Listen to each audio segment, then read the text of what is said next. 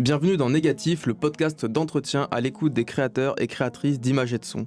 Je suis Thibaut Elie, étudiant en cinéma, et j'ai décidé de donner la parole à des personnes dont le travail artistique m'a marqué et dont je veux découvrir les coulisses. Toutes les 2 semaines, je vais partir à la rencontre d'un nouveau métier dans le cinéma, le son, la photographie, la musique ou l'art contemporain. Après avoir découvert dans les 2 premiers épisodes le chef opérateur Jonathan Egbourg ainsi que le photographe de presse Sébastien Calvé, je suis heureux de recevoir aujourd'hui Virgile Vernier.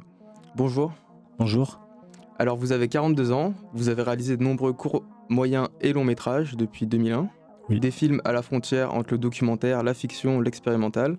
Vous aimez brouiller les genres pour capter les lieux et les territoires en France, que ce soit à Paris, à Bagnolet, à Andorre, à Orléans, à Rouen ou encore plus récemment autour de Nice pour le film Sophia Antipolis. Alors tout d'abord, j'aimerais vous demander quel serait selon vous le mot approprié pour décrire votre activité ou votre métier ? Modestement, je vais dire réalisateur, parce que c'est un mot qui n'a pas de connotation auteuriste ou artistique particulière. C'est un métier qui tente de faire des images et des sons avec une sorte de simplicité. Donc, ouais, réalisateur, j'aime bien. Et ce serait ça votre définition du métier de réalisateur ? Définition du métier de réalisateur. Ma définition que j'aime, ouais, c'est quelqu'un qui...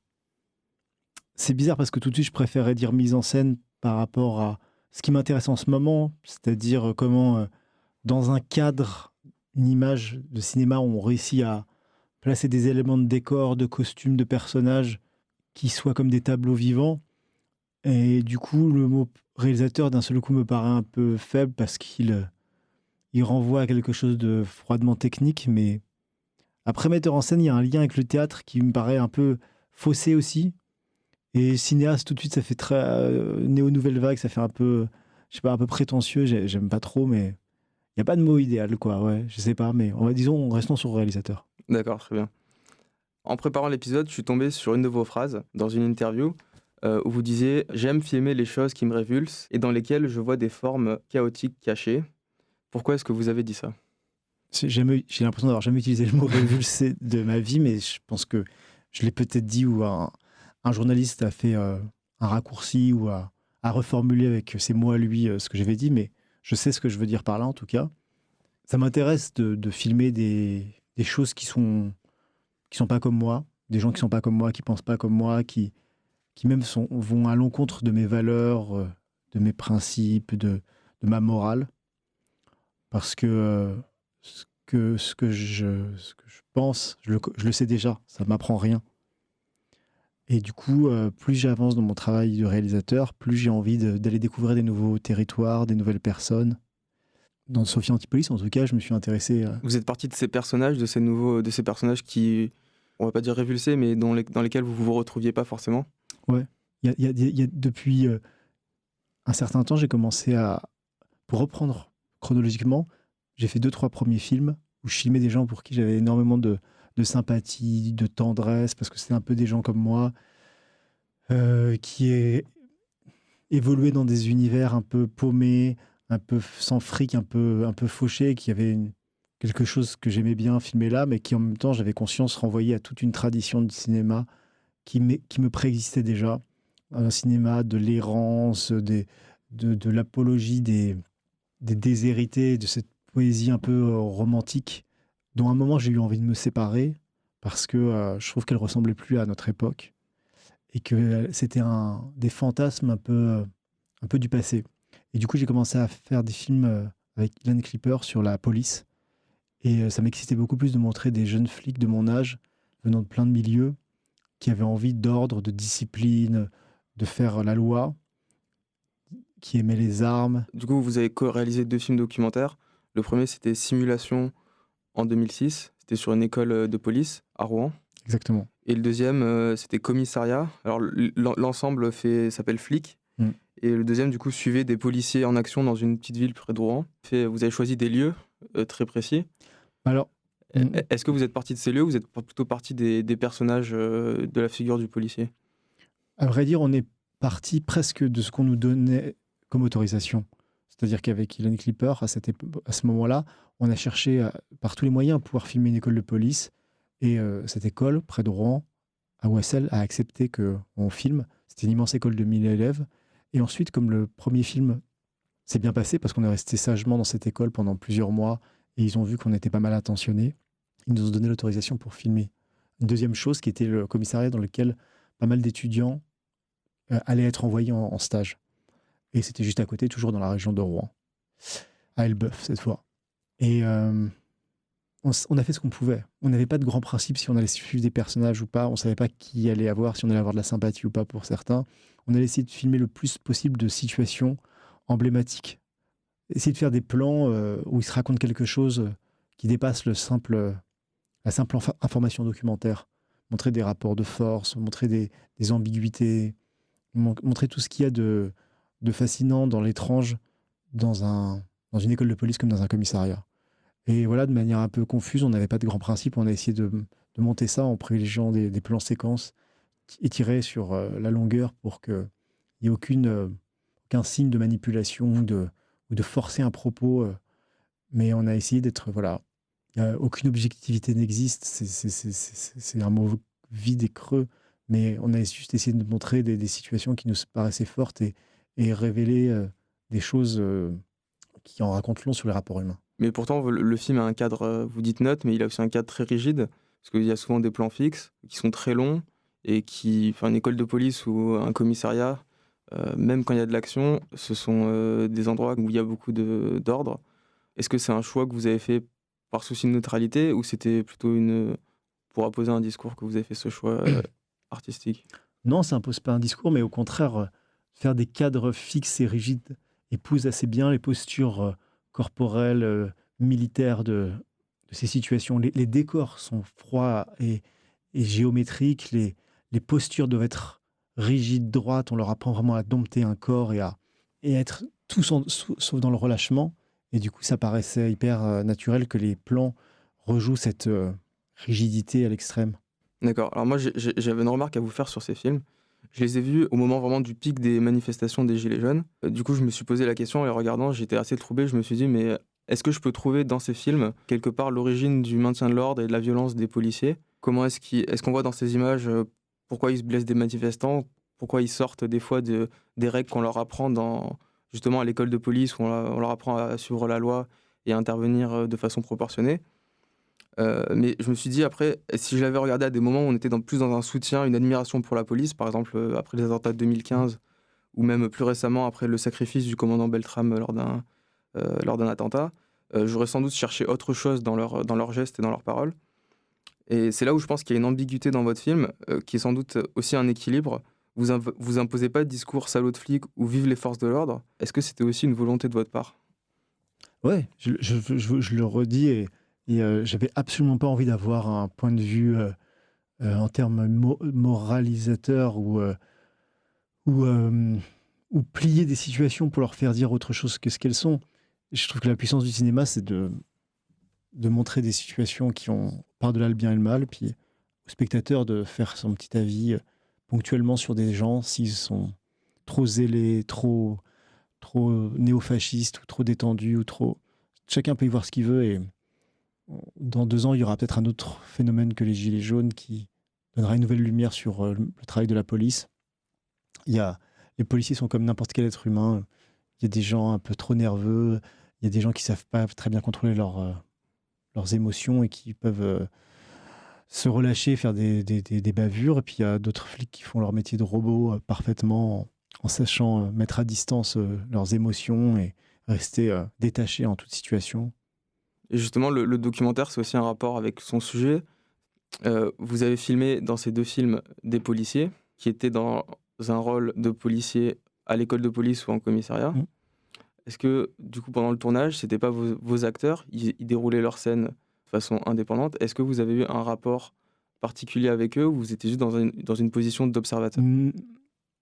La base, c'est un petit peu d'être en observation et de ne pas provoquer de situation, de se contenter de filmer des choses qui sont déjà d'une grande puissance émotionnelle. Mais il est arrivé plein de fois que, pour les besoins de la caméra, pour le plaisir de sortir un peu des situations uniquement exacerbées du commissariat, on puisse provoquer des situations. Donc oui, c'est arrivé. mais ça restera toujours des gens qui parlaient en tant que flics. C'est ni des acteurs, ni des gens à qui on a pu donner un texte et qui se retrouvent dans des situations qui seraient peut-être pas arrivées s'il n'y avait pas eu une caméra, c'est vrai, mais qui parlent en leur propre nom. Toujours. Et est-ce qu'à côté, vous avez discuté avec eux, vous avez aussi essayé de recueillir leur parole, même si vous ne l'avez pas donné dans le film, pour mieux les comprendre aussi en tant qu'être humain, ou est-ce que vous êtes resté dans cette position d'observateur, y compris en dehors du tournage? Oui, il y a une ou deux personnes avec qui on a un peu plus parlé pour que ça soit un peu plus chaleureux. Il y a notamment une personne avec qui on était assez mal vus parce qu'il trouvait qu'on avait, surtout au commissariat, à l'école ça allait encore, mais qu'on était pas bien, on s'habillait pas bien, on était mal rasés, on n'était pas clean, il nous aimait pas trop, mais il y a un mec qui nous a bien aimés et qui nous a invités à un barbecue le dernier jour du tournage. Et après ce bon moment passé avec lui, il m'a tapé sur l'épaule et il m'a montré un tract du Front National en me disant tiens, puisqu'on s'entend bien, j'aimerais bien que éventuellement tu nous rejoignes au parti. Et j'ai tombé des nues parce que j'étais hyper étonné que c'était la seule personne avec qui on s'était bien entendu, mais il se trouvait que c'était un mec du Front National. Ah, là, c'était pas attendu de votre. Non, je pensais justement Vous que n'aviez j'étais pas sur un flic anticipé de gauche. Pas du son tout. opinion politique. Mm, mm. Il y a une autre partie de votre travail documentaire sur ces deux films, c'est le montage, où du coup vous avez choisi de garder de longues séquences. Comment est-ce que quand on a un flux d'images, vous devez y avoir beaucoup de rush, beaucoup d'images qui venaient de votre tournage, comment est-ce que vous avez fait pour choisir et en faire un film d'1h30? Bah, déjà au tournage, on a choisi d'une manière un peu comme ça radicale de pas découper quoi, de faire un seul plan à chaque fois avec un cadrage très rigoureux en laissant dans le hors-champ énormément de choses que d'habitude, je sais pas, un reportage télé aurait couvert, c'est-à-dire un plan large, un plan contre-champ. Là, il y avait déjà un choix très fort qui était fait. Il fallait à l'intérieur de ce long flux d'une heure, par exemple si on faisait une prise d'une heure, trouver les 4, 5, 6, 7, 8 minutes parfaites qu'on pouvait garder en plan séquence. Donc il y avait déjà un choix fort qui a été fait. Après, il fallait isoler la partie la plus emblématique de tout ce qu'on avait filmé. Et pour les mettre en relation, ces différents plans, comment est-ce que vous avez travaillé? Est-ce que vous avez essayé de faire des montages parallèles ou plutôt essayer de faire une succession chronologique? Ni l'un ni l'autre. Non. Plus un sentiment qui doit monter en puissance au cours du film. Un sentiment d'absurde, de contradiction, d'injustice, de choses. En l'occurrence, ce film-là, c'était vraiment celui sur le commissariat, en tout cas, pour montrer à quel point deux forces en présence n'arrivent pas à se parler, n'arrivent pas à s'entendre, mais viennent du même milieu prolo, disons, et parce qu'ils viennent du même milieu, ne se supportent pas l'un l'autre. C'est-à-dire entre ceux qui interviennent et ceux qui sont interpellés. Exactement. D'accord. Alors, vous avez évoqué la façon dont filme la télévision française les policiers. Est-ce que vous regardez beaucoup la télévision et notamment ces reportages sur le terrain, que ce soit la police des routes ou les stupes en banlieue, où il y a beaucoup les grandes chaînes à forte audience qui filment la police et qui programment quasiment quotidiennement? Je regarde plus trop parce que j'en ai beaucoup regardé comme un plaisir coupable, mais de la même manière que je peux regarder Les Anges de la télé-réalité et toutes ces conneries. Mais parce que ça m'inspire beaucoup pour le travail. C'est ce qui me permet d'avoir une bonne conscience quand je regarde des heures, des conneries comme ça, parce que je me dis que c'est pour le travail que je fais. Donc je suis peinard. Mais je suis un peu écœuré, j'en ai trop vu et je les connais par cœur. Et ouais, j'en ai trop vu. Mais vous les avez utilisés au moment de votre travail pour ces films? Vous en avez regardé à ce moment-là? Non, j'ai baigné là-dedans depuis que j'ai 14, 15, 16 ans, je veux dire. Mais voilà, c'est pas une utilisation, c'est que je Vous êtes j'ai pas essayé dit, de faire le contraire. avant de faire le film, vous n'êtes pas dit, je vais en regarder 20 et ça va et je vais Non, faire autre chose après? je préfère regarder les films de fiction qui ont été faits sur la police, qui étaient plus inspirants, à vrai dire. Par exemple, lesquels vous ont inspiré des films américains comme Dirty Harry ou plus des films français? Moins couillu, moins viriliste, plus le Police de Piala ou les films de Wiseman.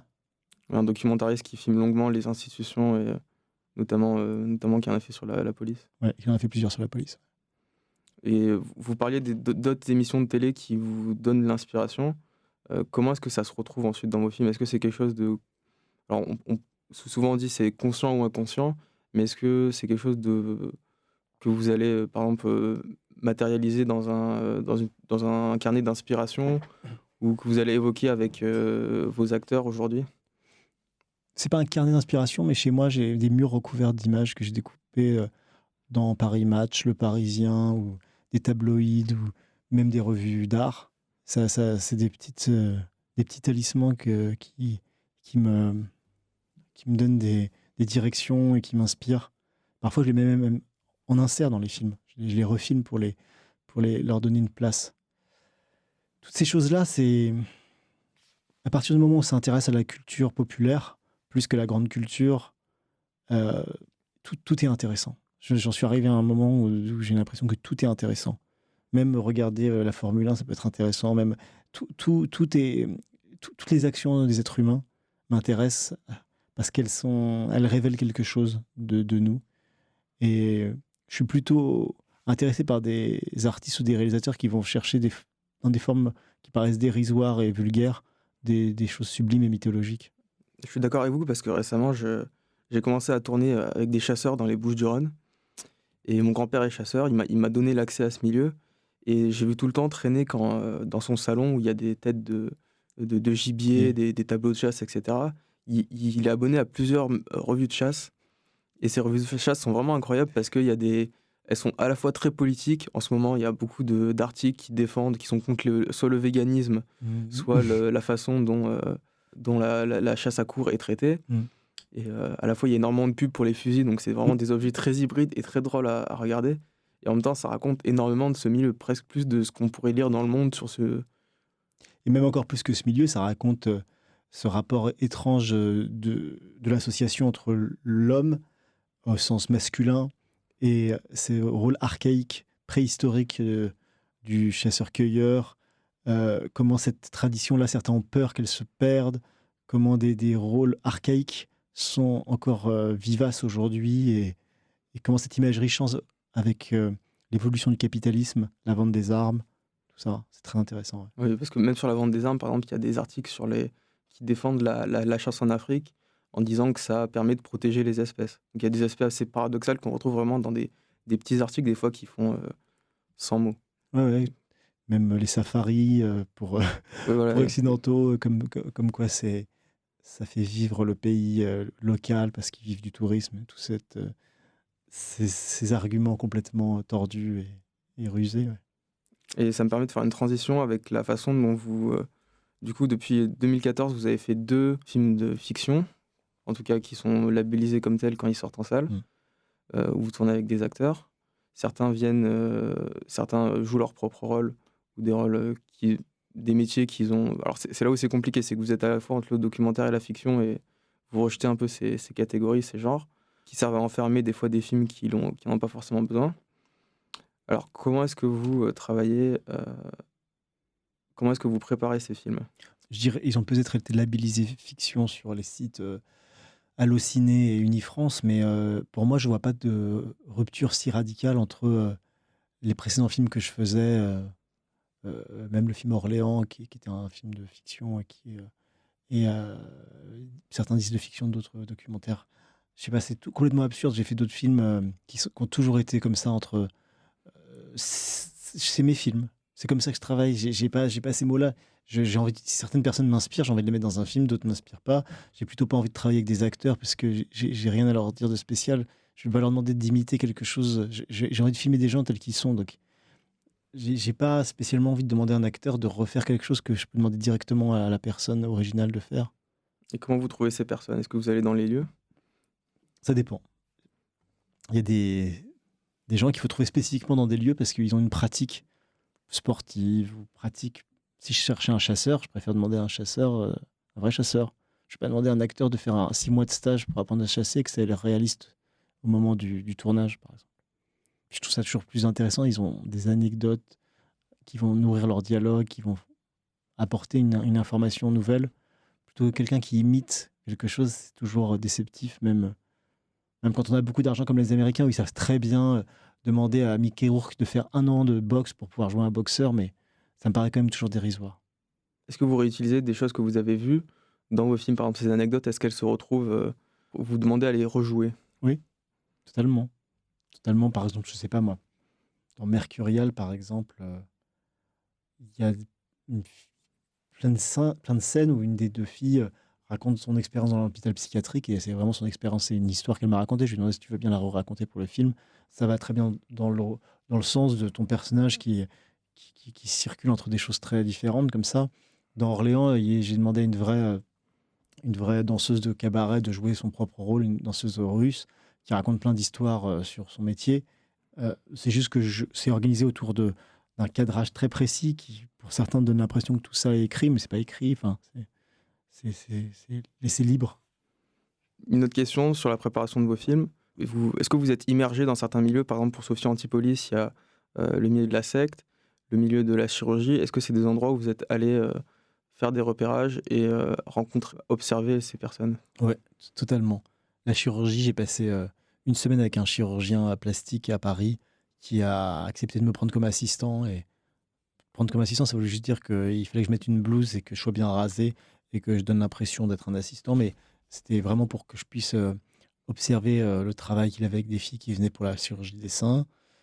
Et je prenais des notes avec mon iPhone, j'enregistrais tout. Il y avait cette secte, effectivement, je me suis plongé dans l'univers des témoins de Jéhovah, de la scientologie, pour apprendre un peu comment aujourd'hui des gens travaillaient à donner envie. Vous leur avez fait croire que vous étiez intéressé, vous êtes allé...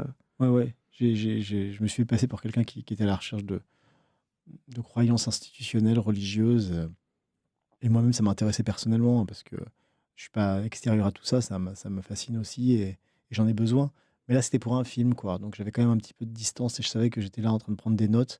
Mais dans la scientologie, c'était assez particulier parce qu'ils sont tellement brillants et tellement séduisants que j'étais à moitié hypnotisé à des moments. Ouais. Vous êtes resté longtemps dans ce milieu? Quelques mois.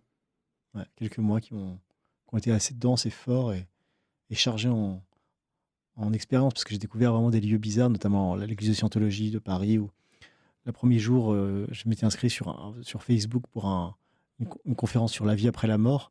Et il était annoncé qu'il y avait une 60aine de personnes. En fait, j'étais le seul. Et là, il y a un homme habillé en banquier qui m'a accueilli, qui m'a fait descendre plusieurs escaliers jusqu'au niveau -4 du bâtiment de l'église. On est dans une petite salle capitonnée, un peu comme ici. Minuscule salle avec juste un canapé de luxe.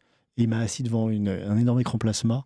Il a mis un DVD qui montrait l'origine de la scientologie, comme quoi il y avait deux extraterrestres au départ qui s'étaient rencontrés, que René Bard, le fondateur de la scientologie, leur avait transmis un message sur la fin du monde.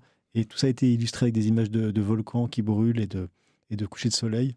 Et j'étais tout seul et pendant 3 heures, et je lui ai dit, mais alors, vous étiez au cinéma en fait presque. C'était une sorte de cinéma, mais c'est des roms bas de gamme avec un banquier bizarre. Et il n'a pas voulu me dire ce qui se passait après la mort. Je lui ai demandé, mais je suis venu pour une conférence sur ce qui se passe après la mort. Qu'est-ce qui se passe selon vous? Et il a évité de répondre à la question en permanence. Et finalement, on s'est séparés comme ça. J'étais un peu déçu, quoi. Et après, vous avez gardé contact avec ces personnes, notamment pour le film? Ouais, j'ai gardé contact. Il y a même certaines personnes qui viennent de la scientologie qui jouent dans mon film. Donc vous avez dû révéler que vous n'étiez pas intéressé? Oui, j'ai dû à un moment, par contre, dire, voilà... j'ai fait plusieurs séances avec vous, je pense que c'est pas bon pour moi. Par contre, j'aimerais faire un film, si c'était possible, que j'aimerais bien vous avoir dans le film pour vous apportiez votre style au film, et j'ai eu la chance qu'ils acceptent pour certains de jouer dedans. Ouais. Alors maintenant, j'aimerais revenir sur votre parcours. Alors, une première question que je pose à tous les invités: à quel moment avez-vous décidé d'être réalisateur? J'ai pas vraiment décidé d'être réalisateur un jour, mais c'est des trucs qui s'imposent à soi. J'avais 20 ans, 21 ans, et j'étais très très paumé dans ma tête et dans la vie. Et heureusement, une petite amie que j'avais à l'époque m'avait fait découvrir des films de Pasolini et de Godard, chose que j'ignorais totalement. J'étais plus intéressé par l'art américain et tout, et je me suis dit que en fait, ça m'a ouvert une fenêtre dans mon cerveau. J'ai compris qu'il y avait un certain type de cinéma que je pouvais faire qui m'excitait. Et je suis parti des Beaux-Arts où j'étais en cours d'année pour m'enfermer dans la chambre et commencer à écrire. Et j'ai découvert le plaisir de plus avoir besoin des gens, le plaisir d'écrire un film comme c'était puissant. Et je me suis mis à tourner mon premier film tout seul, sans argent et avec de l'argent personnel, quoi. C'était un peu bordélique, mais ça m'a donné un énorme plaisir et je me suis dit, j'ai envie de faire ça toute ma vie, quoi. C'était au moment où vous étiez aux Beaux-Arts? Ouais, c'était au moment où j'étais aux Beaux-Arts. Et avant les Beaux-Arts, qu'est-ce que vous avez fait après le bac comme de la philosophie. La philosophie, vous êtes allé jusqu'au... J'ai fait maîtrise, ouais, je sais pas comment on dit aujourd'hui, maîtrise. Ouais. D'accord. Et qu'est-ce que ça vous a apporté, cette connaissance des sciences humaines et de la philosophie, qu'est-ce que vous en avez retenu? Plusieurs choses, mais avoir savoir un peu utiliser des mots précis pour dire ce qu'on pense et avoir une pensée critique un peu plus argumentée et un peu moins confuse sur le rapport aux images, le rapport au monde, le rapport à la politique. Donc c'était déjà des thématiques qu'aujourd'hui on peut retrouver dans vos films Je crois, ouais. et sur lesquelles vous avez beaucoup réfléchi pendant Ouais, ces je années. crois, ouais. Ouais, ça, c'est toujours le même truc qui tourne dans ma tête. Et à ce moment-là, vous vous disiez, je vais pouvoir en faire des images ou pas du tout? Je pense, quand j'ai commencé à avoir la première idée de mon premier film, d'un seul coup, tout s'est déroulé, un film entier dans ma tête. Et Et vous j'ai étiez tout déjà vu. aux Beaux-Arts? Ça faisait 1 an que j'étais au Beaux-Arts. D'accord. Et à quel moment vous vous êtes dit, vous faisiez la philosophie, vous vous êtes dit, je veux passer les Beaux-Arts En parallèle de la philosophie, ça commençait à tourner en rond. Pour moi, j'avais besoin de créer. J'étais fasciné par un artiste qui s'appelle Christian Boltanski, qui était professeur là-bas. Et je voulais rentrer absolument pour travailler avec lui. Et je vais travailler avec lui. Il m'a pris comme assistant. Ensuite, c'était hyper intéressant. J'ai découvert de très près. Qu'est-ce qui vous a intéressé dans son travail Dans son travail, il utilisait des matériaux très pauvres, comme des journaux d'enquête policière, comme des matériaux très pauvres, comme de la terre, comme des choses dérisoires, de la poussière. Et il en faisait des petites sculptures. Et il détournait des images de la presse pour leur faire dire autre chose, des visages d'enfants disparus. Tout ça, c'était des choses qui me parlaient. Il y avait une lecture politique liée à la Shoah qui était assez intéressante, qui m'intéresse plus aujourd'hui, mais qui à l'époque m'intéressait. Et j'ai senti que dans cette pratique, il y avait tout un truc godardien qui pouvait être utilisé. de collage en fait. De collage, ouais. De détournement d'images.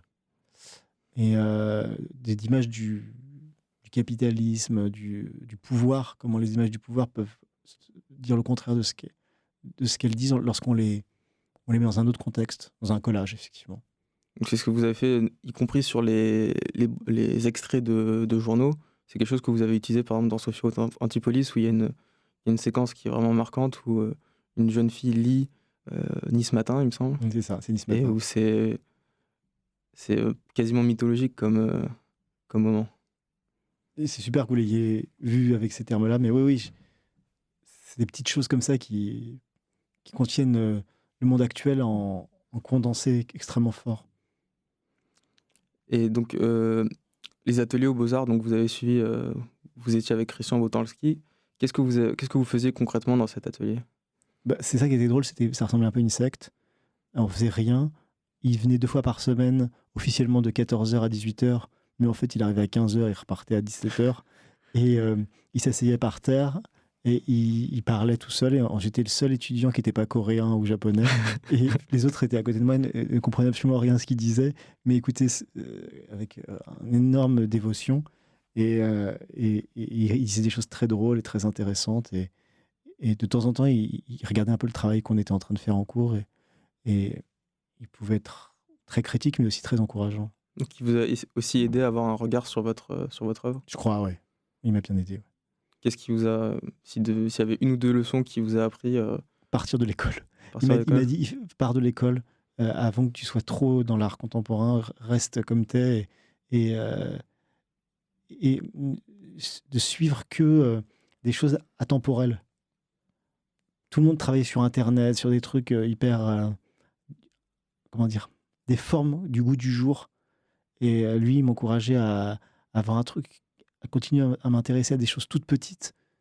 C'est-à-dire, comme il me disait, parfois il vaut mieux filmer son village que vouloir filmer le monde entier, quoi. Et dans son village, tout est contenu. Dans Sophie Antipolis, il y a la France, il y a l'Occident, il y a le monde actuel. Pas besoin de vouloir filmer des trucs immenses. C'est immense en soi de zoomer. De zoomer sur le... Et pourtant, Sophie Antipolis, c'est pas votre village. C'est pas mon village, mais c'est comme si c'était mon village. Parce que... vous le prenez comme tel, en fait. C'est anecdotique, mais j'ai vécu là-bas un moment quand j'étais enfant. Et j'ai pas mon village affectif, mais c'est un village que je connais. C'est un truc où je sais comment... Vous avez un rapport intime quand même avec cette... C'est comme une petite tribu que je connais. Et aux Beaux-Arts, est-ce que vous avez aussi eu des rencontres avec des étudiants, plus qu'avec votre professeur, qui vous ont permis de réfléchir ou de découvrir d'autres choses ou d'avoir un autre regard sur votre œuvre? Plus des amis, ouais. Oui, avec qui c'était bon de sortir, faire des fêtes. échanger un peu. Mais ouais, on discute, quoi.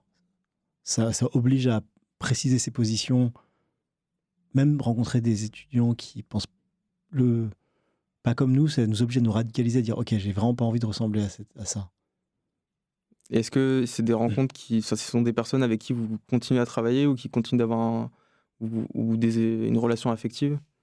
Franchement, non, à part une fille, Justine Triet, qui est devenue cinéaste elle aussi, et avec qui on n'était pas ensemble aux Beaux-Arts. Enfin, on était ensemble aux Beaux-Arts, mais on ne se connaissait pas à l'époque, on s'est rencontrés après, quand je suis parti. Et elle, on était très proches. Ouais. Justement, vous l'avez filmé dans Chronique de 2005, qui est du coup un de vos films, comme vous disiez tout à l'heure, qui est avant que vous filmiez des choses qui vous plaisent moins. Qui me révulse. Voilà, qui vous révulsent. Et après, vous avez joué dans son premier film. Ce passage au fait d'être acteur, est-ce que ça a été quelque chose de naturel pour vous? Acteur, c'est intéressant, je trouve, comme le fait de varier son rapport à exprimer des choses. Ouais. Je pense pas du tout en tant qu'acteur que je peux exprimer les mêmes choses que dans mes films, parce que moi-même comme personne, ça m'intéresse pas trop de me voir à l'écran ou voir des gens comme moi. Des trucs sur les artistes, ça m'intéresse pas trop. Par contre, c'est un divertissement très, très drôle et léger, et ça nous fait penser à... Ça donne des idées pour sa propre pratique de tournage. Parce que là, du coup, vous êtes devant la caméra, il y a quelqu'un pas qui vous donne des ordres, mais qui vous oriente dans votre jeu. Du coup, est-ce que vous avez appris quelque chose sur la direction d'acteur? Je pense pas. C'était juste un divertissement, c'est agréable. J'ai la chance de travailler quand j'étais acteur avec des gens qui m'ont laissé m'exprimer à ma manière, sans vouloir me faire dire des trucs trop techniques, trop durs. Donc c'était plutôt drôle, mais j'ai pas appris un truc de fou, quoi. Est-ce que vous êtes cinéphile? Cinéphile, ça fait comme cinéaste, ça fait un peu des mots de geek, qui renvoient un peu une pratique un peu compulsive du cinéma, mais je regarde un film par jour, au moins. Donc je pense que ça va être cinéphile. Mais dans ces films par jour, il y a des films considérés comme des films de merde. Et je peux regarder indifféremment des trucs très très pointus, comme des trucs... Qu'est-ce que vous avez regardé, par exemple, aujourd'hui ou hier? Hier, j'ai vu un film de Jacques Demy que j'avais jamais vu, qui s'appelle Parking. Comédie musicale des années 80. Très très très très ringarde, mais très drôle aussi. Qui est le plus mauvais film de Jacques Demy apparemment. Mais c'était cool de le voir, j'avais jamais vu ce film. Mais la journée, j'avais regardé BFM TV pendant une demi-heure aussi. Voilà. Ça vous arrive de regarder la BFM TV pendant des heures Ouais, enfin... Ça vous est arrivé avant? J'ai mes programmes préférés de BFM TV. Il y a certains événements qui me passionnent pas à regarder BFM TV, puis il y en a d'autres qui sont plus intéressants. Je pense que c'est le même rapport à la catharsis qu'on cherche en regardant le journal télévisé du soir ou BFM TV qu'au cinéma. Je pense vraiment que c'est la même chose. On aime avoir peur, on aime se faire peur. Les gens sont excités de voir... mais c'est morbide, hein, mais cynique de ma part, mais c'est vrai, de voir des attentats. Ça leur fait peur et en même temps, ils sont contents parce que ça leur est pas arrivé. Et nous-mêmes, on a ce truc tordu de bien aimer voir des guerres dans des pays éloignés parce que c'est pas chez nous et qu'on se fait un petit frisson comme on pourrait regarder un film de Carpenter ou de Dario Argento. Est-ce que vous continuez quand même à aller en salle de cinéma voir des films, notamment à Paris où il y a énormément d'offres? Est-ce que la salle de cinéma, ça reste un lieu pour vous où on peut découvrir autre chose ou aussi regarder des films avec des gens qu'on connaît pas?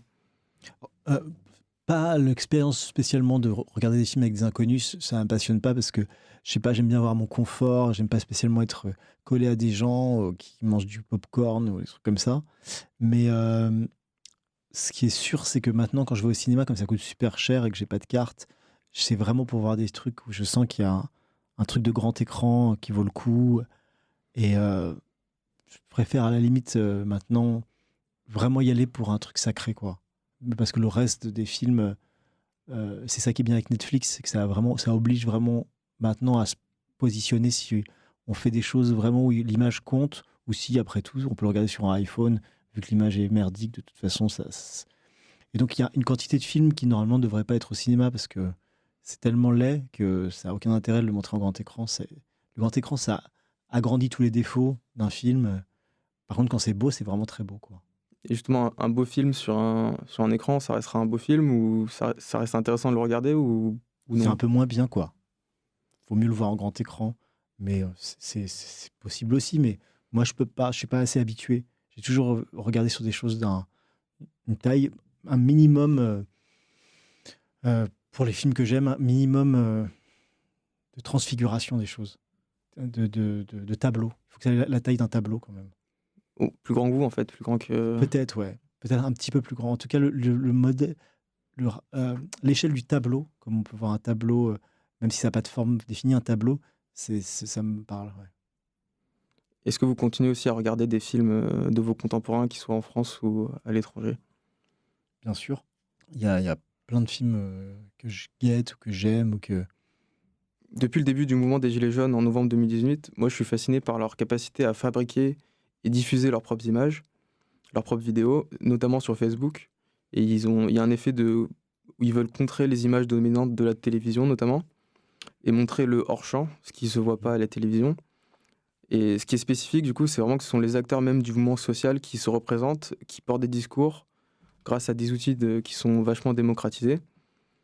Et en plus, je trouve ça frappant parce qu'ils sont éloignés des milieux de la production audiovisuelle, de la télévision, du cinéma. Est-ce que, en tant que cinéaste, les réseaux sociaux et ce flux d'images, c'est quelque chose sur lequel vous avez un regard? J'ai le regard sur les images amateurs. Toutes les images amateurs m'intéressent.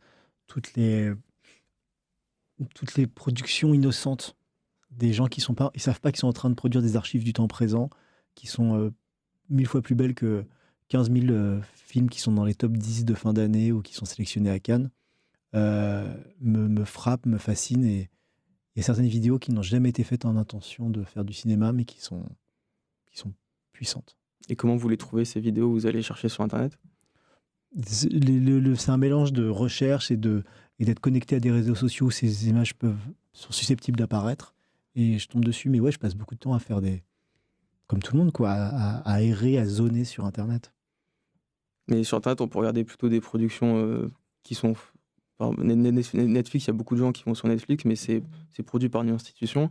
Mm. Alors que si vous allez vous vous perdez dans YouTube, dans des comptes de personnes anonymes, c'est pas du tout la même démarche. Et je trouve qu'il y a quand même une différence entre ceux qui vont aller chercher plutôt du replay des programmes de télé et ceux qui vont plutôt aller chercher autre chose, des images qui viennent vraiment C'est d'Internet. sûr, c'est sûr. Voilà, moi, je passe plus de temps sur des trucs anonymes de comptes YouTube mystérieux que sur Netflix. Ouais, ouais. Et du coup, pour revenir aux Gilets jaunes, est-ce que ça vous intéresserait de filmer un mouvement social, une mobilisation sociale? Hmm, je pense pas en particulier parce que, à part faire un film militant, euh, j'ai l'impression qu'ils le feraient mieux que moi. Ils sont plus ils sont plus de l'intérieur, à savoir exactement choper des choses qui leur arrivent. Moi, il faudrait que je passe un temps fou pour bien faire les choses et j'ai pas grand chose à dire d'autre et de mieux que ce qu'ils font eux-mêmes. Donc, je préfère leur laisser faire leur propre film. Et vous pourriez pas, par exemple, on parlait du collage et de la façon dont on peut assembler des petites choses. Est-ce que remonter des films de Gilets jaunes, ce flux d'images qui est archivé dans les méandres de Facebook, mais qui sera pas projeté au cinéma, qui sera pas compilé, est-ce que c'est quelque chose que vous pourriez faire, par exemple, dans un prochain film? Est-ce que Si les jeunes, non, c'est trop, ça serait trop manipulateur, ça serait trop moi qui viens m'approprier des choses qui me regardent pas. vous seriez Je pas trouvais légitime, en ça, fait? Vous sentirez pas légitime? ouais, je me sentirais pas utile, légitime. Il y a tellement de choses qui me paraissent plus propres à ce que je peux faire et qui m'intéressent. Et donc, je suis assez mal à l'aise avec des gens qui feraient des trucs comme ça, euh, même si c'est pour les glorifier, même si c'est pour faire un truc. Je suis de toute façon très mal à l'aise avec les films militants, les films de gauche qui veulent montrer des causes avec un héroïsme et tout ça, ça me dégoûte un peu. Je préfère pas voir ça. Alors, il y a un autre film dont j'aimerais parler avec vous, c'est le film Pandore, qui est sorti en 2010, qui vous a permis d'être sélectionné à Cannes. Alors, c'est un film moi je considère d'ethnologue, que vous avez fait sur l'entrée d'une boîte de nuit parisienne très sélective, où ce sont les mieux insérés plutôt une jeune bourgeoisie qui peuvent entrer. Alors, dites-moi si je me trompe, mais est-ce que ce ne sont pas les personnes de ce petit milieu social qui ont fait le succès de ce film et ont voulu aussi vous promouvoir en tant que talents du cinéma français? Je crois pas. Dans ce public, il n'y avait pas tant de gens du cinéma. C'est plutôt des gens du monde de la pub, des clips et de la finance. Donc, non, c'est plutôt des gens qui auraient été plutôt hostiles à ce film en le voyant parce que, comme ça, c'était un peu une satire de cette faune. C'était pas très glorieux d'être dans ce film. Du coup, je C'est un pense milieu pas. que vous fréquentiez, vous, à ce moment-là? Non, pas trop, mais ça m'est arrivé de. Parce que quand on travaille dans le cinéma, parfois on nous propose d'aller dans des lieux chics comme ça. Et j'ai pu y aller comme ça, c'est assez grisant d'y aller voir. Et comme j'étais plutôt à me faire rejeter des boîtes, ça m'a un peu humilié. Du coup, pour me venger, j'ai fait ce film. C'est un cinéma ethnologique, mais aussi sociologique, parce qu'on voit à l'œuvre vraiment très concrètement des concepts comme la distinction sociale, l'endogamie, le mépris de classe. Est-ce que vous avez essayé vraiment de faire une satire sociale, ou est-ce que vous avez cherché, comme avec les policiers, de faire quelque chose de plus neutre? Peut-être qu'il y a un peu plus de côté de satire sociale, mais j'aime bien l'ambiguïté aussi sur la manière dont des gens qui d'habitude n'ont pas de pouvoir peuvent avoir des pouvoirs, c'est-à-dire un physionomiste, de noirs qui jouent les videurs, qui d'un seul coup se font plaisir à pouvoir dire non à des gros bourges qui débarquent en Ferrari. Du coup, cette inversion des valeurs, cette petite perversité est assez jubilatoire à observer. Ouais. Est-ce que vous avez filmé sur une seule nuit, ou c'était... Non, c'était. Et on travaillait avec Ilan Clipper une semaine devant cette boîte de nuit. Tous les soirs de 23h à 5h du matin, on est resté sans bouger la caméra une seule fois à filmer le maximum de situations. Et donc il y avait une caméra, un trépied, un micro-cravate, Et un ou deux micro-cravates, ouais. un ou deux micro-cravates, une longue focale. Du coup, vous étiez loin Oui. loin des personnes que vous filmiez. Est-ce que ça a créé du conflit, soit avec le physionomiste et le videur, soit Un avec les autres physionomiste, par personnes? définition, il avait un chef sur lui, il était bien au courant. Les deux videurs étaient tout à fait au courant aussi de ce dispositif qui allait les suivre pendant une semaine. Par contre, pas mal de gens qui passaient, comme ils étaient un peu sous ou plus focalisés sur le fait de devoir entrer dans la boîte, ne se sont pas rendus compte que sur le trottoir d'en face, il y avait une caméra. Donc ce film n'a pas été fait d'une manière totalement carrée par rapport au droit à l'image et tout ça, quoi. Est-ce que vous avez gardé les meilleurs moments, ou vous avez eu une logique spécifique au montage? C'était un peu comme le film sur la police, c'était pas tant un best-of des meilleurs moments que construire avec des situations un peu dérisoires, une montée en puissance vers des choses qui en disent long sur les rapports humains et les- le côté complètement tordu des protocoles et des rituels des mondanités, quoi. Après que votre film soit sélectionné à Cannes, est-ce que ça a changé quelque chose dans votre carrière ou dans votre possibilité de faire vos prochains films? Oui, oui, c'est un peu une sorte de sésame quand on est à Cannes. Les gens commencent à vous prendre un peu, enfin, vous prendre au sérieux, à vous classer dans une sorte de petite élite. Et on regarde tout ça avec une sorte de désolation parce que quand on a un peu de la distance par rapport à ça, on trouve ça un peu, euh, un peu grotesque d'un seul coup se faire inviter à des dîners, des trucs où on nous C'est qui prend vous invite à des dîners? des gens du cinéma, des Des gens producteurs, des réalisateurs? ouais, voilà, des producteurs, des réalisateurs, des gens des institutions. Et moi, comme je suis capable de faire ma pute de temps en temps, j'ai accepté plusieurs fois d'aller d'aller dans ces lieux pour voir comment ça se passait. Ça m'intéressait beaucoup aussi, même si j'avais mauvaise conscience et j'avais l'impression de renier ma radicalité et mon intransigeance morale. Mais ouais, j'ai vu un peu comment ça se passait. Et c'est vrai que c'est frappant parce que c'est comme une secte aussi. Les gens du cinéma, il y a des dîners où il y a tous les gens les plus importants du cinéma qui sont réunis et qui parlent de projets. On sent que c'est là que des grandes décisions sur le cinéma se prennent, comme à Cannes, par exemple. Cannes, c'est vraiment un moment où, en une semaine, plein de gens totalement sous et sous coke signent des chèques délirants pour des prochains films, juste parce qu'il y a une sorte d'euphorie un peu sexy et qui les grise. Est-ce que ça vous a servi à rencontrer des producteurs pour vos films suivants? Est-ce que vous en êtes quand même servi de ces cercles de pouvoir? Sûrement, ouais. Ouais, ouais, j'en ai profité. J'en ai profité avec, comme je disais, sans être cynique, quoi, mais j'ai bien compris que c'est comme ça que ça se passait, que ça m'aiderait à faire d'autres films. Donc vous êtes peut-être un peu compromis moralement. Totalement compromis moralement, mais je n'ai pas envie je n'avais pas envie de me battre éternellement contre des moulins à vent, et j'ai compris que ça n'entacherait peut-être pas l'intransigeance de mes propres films que de voir passer par des moments un peu pénibles de soirées où il faut rigoler à des blagues pas drôles, mais qui vont participer à construire du réseau social. Ouais. Et ça me permet de... Il y a cette compromission que vous avez pu avoir. Et en même temps, il y a une réalité, c'est qu'il faut vivre de ce métier. Est-ce que vous arrivez à vivre depuis 20 ans de votre métier de réalisateur ? Depuis 20 ans, sûrement pas, mais petit à petit, j'étais de mieux en mieux payé sur les films que j'ai faits.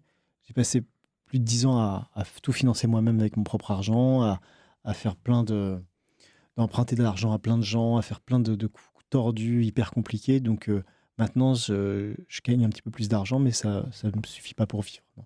C'est trop fragile. Le genre de films que je fais ne sont pas du tout commerciaux et rapportent rien du tout. Et au moment où vous empruntiez de l'argent, est-ce que vous faisiez aussi des petits boulots, ce genre d'activités secondaires, mais du coup qui sont des temps en moins pour la création ou pour l'inspiration ? Oui, mais après, je pense que tous les trucs sont à gagner. Même les temps qui ont l'air de pas être dans la création, ça nous apprend des choses sur la vie, ça nourrit les scénarios. Tous les petits boulots de merde sont plus intéressants qu'aller à la Fémis la plupart du temps. C'est là qu'on apprend, voilà, la vie et les rapports humains, donc tout est bon à prendre, je pense.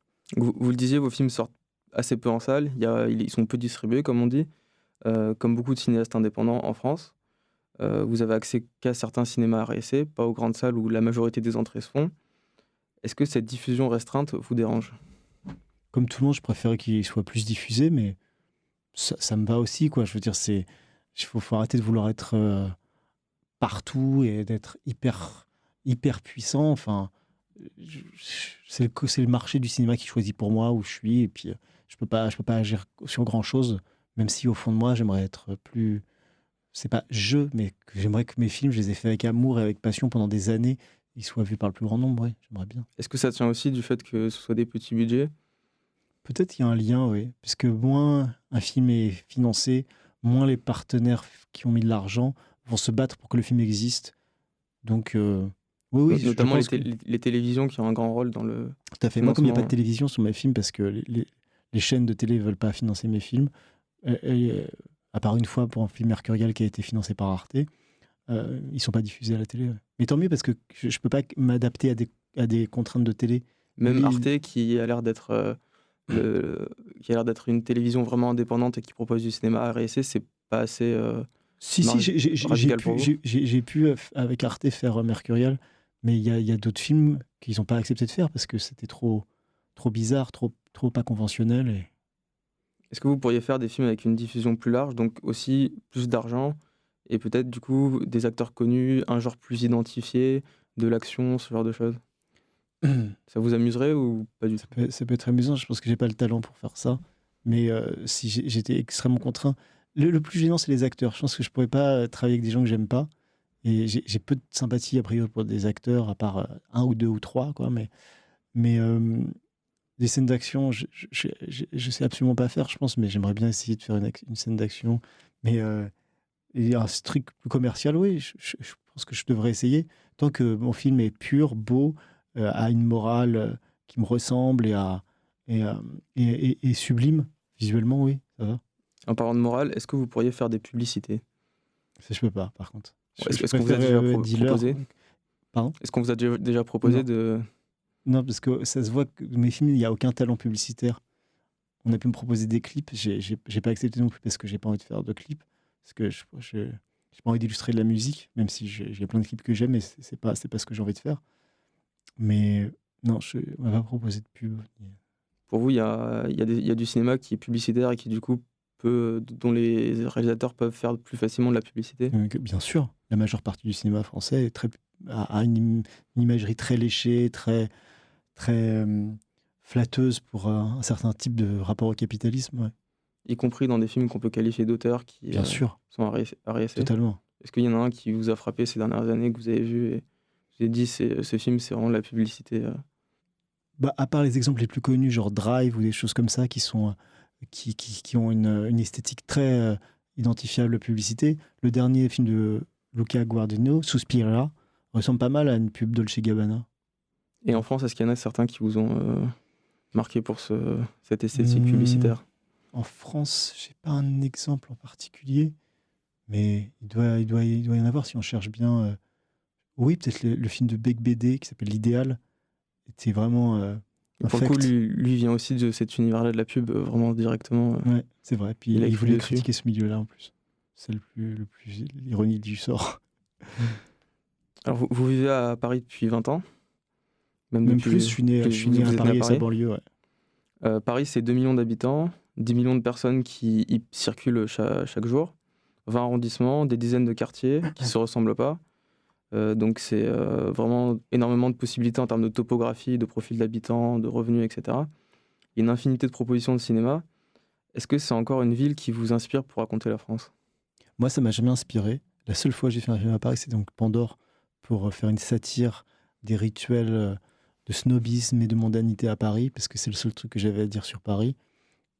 Paris m'intéresserait si on la réinventait post-Kanye West, Kim Kardashian, dans un lieu hyper mondialisé de tourisme de luxe et de merchandising. Ouais, c'est la seule manière que je vois d'envisager Paris de manière intéressante, comme une carte postale pour Américains et pour mais cette carte postale, elle est que dans certains arrondissements ou certains endroits, ou vous la voyez dans d'autres lieux? Elle irradie en particulier dans certains arrondissements, mais après, j'aimerais bien, mais j'ai pas le talent de Ruben Östlund, faire une satire des hipsters et des gens qui font que dans des bars bio et tout ça. Je trouve que ce serait assez ou de l'art drôle. contemporain aussi. Il a fait son dernier film qui a eu la Palme d'Or, était sur ce milieu. Ouais. Et il est assez fort pour tourner en dérision et montrer l'horreur de la culture branchée hipster. C'est vrai que j'ai pas fait ce rapprochement, mais votre cinéma, notamment dans aussi le dispositif des fois du trépied et de l'observation, je trouve qu'il y a un lien sur certains films qui peut se faire. Alors, sur le fait d'être parisien aussi, est-ce que des événements aussi importants que les attentats de janvier et décembre 2015 ont eu un impact sur votre dernier film? Franchement, non. Non. C'est pas plus que l'attentat du World Trade Center, pas plus que des attentats dans d'autres pays, dans d'autres continents.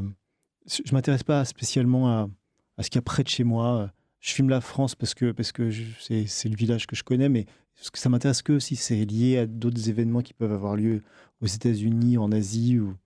C'est le côté universel de certaines choses qui m'intéressent. Mais mon petit village, au proprement dit, non, il m'intéresse pas.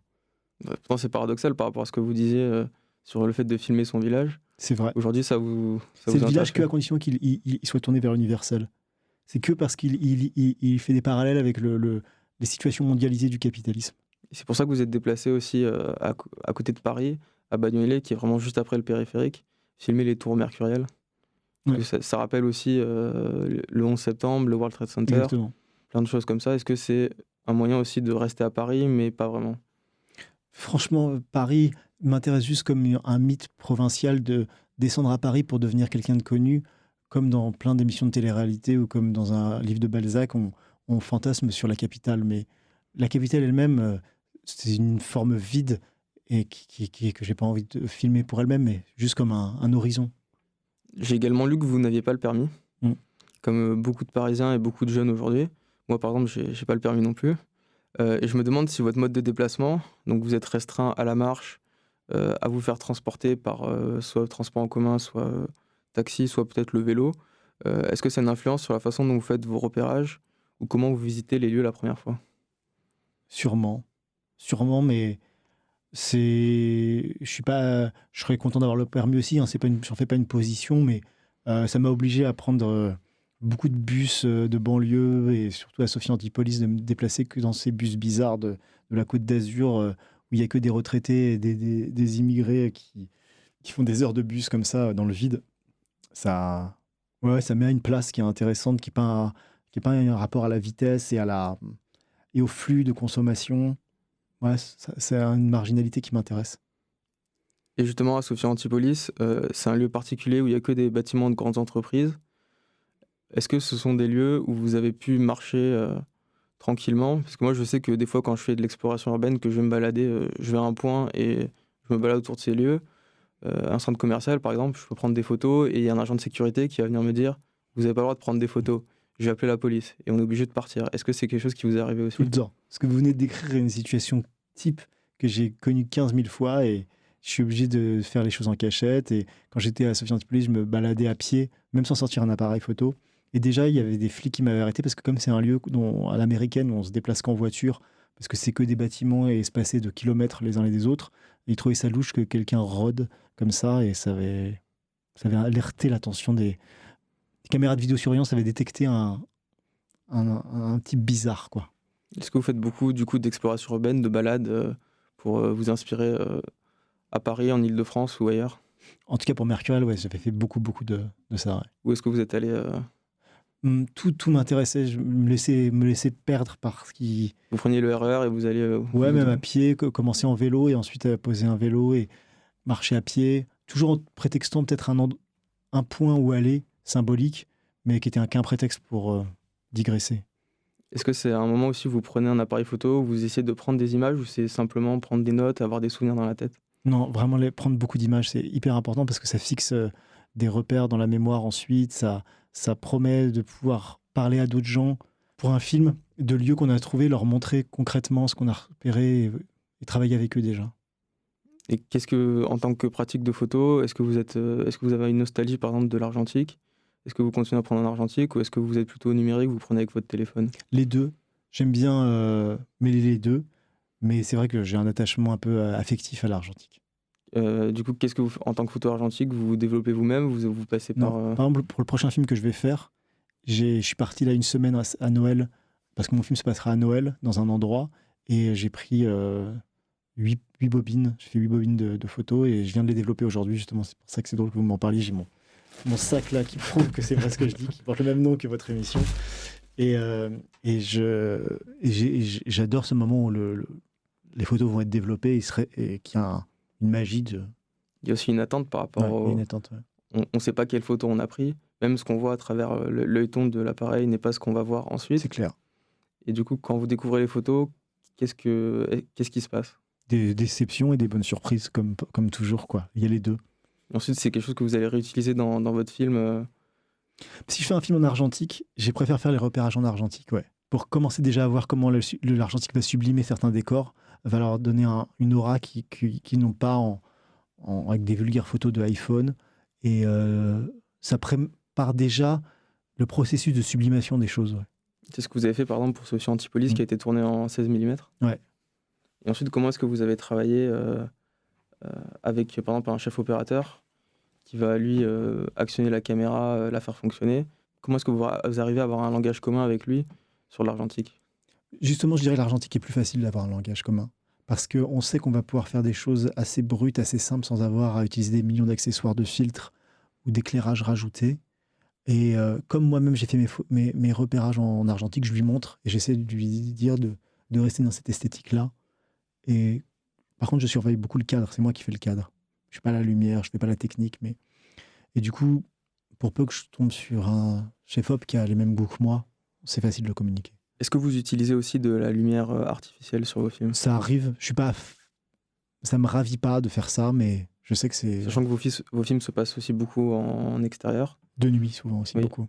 Donc est-ce qu'à ce moment-là, vous avez besoin, notamment en argentique, d'éclairage artificiel? Je ne suis pas hyper technicien, mais ce dont je me suis rendu compte sur le dernier film Sophie Antipolis, c'est que tout le monde me disait attention, le 16, la nuit, on va rien voir. Et en fait, les dernières générations de pellicules 16 sont très très sensibles et on voit très bien tout. Et si vous avez vu Sophie Antipolis, je veux dire, il y a plein de scènes de nuit dans la Technopole qui sont pas rééclairées, qui pourtant sont très lisibles. Il y a une autre question technique que j'aimerais discuter avec vous, c'est le son. On a parlé de la façon dont vous utilisiez l'argentique pour capturer vos balades dans les espaces que vous allez tourner. Est-ce que vous capturez aussi des sons? Non, je capture mon son, c'est que j'utilise vachement de dictaphone pour prendre plein de notes et essayer de fixer des choses que j'ai vues, que j'ai entendues. Par contre, dans mes films, j'ai un rapport au son où je veux un son hyper dépouillé, en mono, sans aucun effet sonore ajouté, plutôt sans musique pour le dernier film. Et j'essaie de trouver une essence du son très, très, très, très rudimentaire et réduit à une idée simple et symbolique. Est-ce que la musique vous dérange? Non, ça me dérange pas à partir du moment où c'est utilisé d'une manière qui est autre chose que juste de la musique. Que la musique se mette à être un langage. Vous utilisez aussi beaucoup la voix off. Mm. Qu'est-ce que ça veut dire pour vous, ce mode d'expression du son? La voix off peut être intéressante lorsqu'elle permet de dire quelque chose qui est plus fort à raconter qu'à filmer. Il y a des choses, c'est plus beau de les dire en voix off que de les mettre en scène dans un dialogue ou que de filmer la situation dont il est question. Et j'utilise la voix off pour sublimer des choses. Est-ce que comme avec le chef opérateur, vous avez un rapport étroit avec votre ingénieur du son? Ou avec la personne aussi qui s'occupe après du mixage et de l'édition, du montage du son? Le preneur de son, pas plus que ça. Mais par contre, le montage son, mixage, je suis de très très près jusqu'aux dernières étapes, jusqu'aux finitions pour qu'on arrive ensemble à quelque chose d'hyper, hyper abouti. Est-ce que le son pour vous est aussi important que l'image? Un petit peu moins important. Du coup, au moment de la post-production, est-ce que votre film peut changer? Est-ce que c'est un moment aussi sur le plan de la technique, de l'image, du son, où vous allez faire des choses qui vous apparaissaient pas claires au niveau du tournage ou même avant lors de l'écriture? Quelle étape exactement? Au moment de la post-production, En général, quoi. en général. Si vous Bah, avez des exemples oui, spécifiques pour on le essaie montage de ou réinventer tout. pour le son. Moi, c'est une étape que je préfère parce qu'on est soulagé des angoisses de tournage et De temps. de temps aussi, bien sûr. Et on peut commencer à travailler à créer du collage, justement, à créer des rapports entre des choses et réinventer le scénario de son film. Pour certains films, ça marche bien, ouais.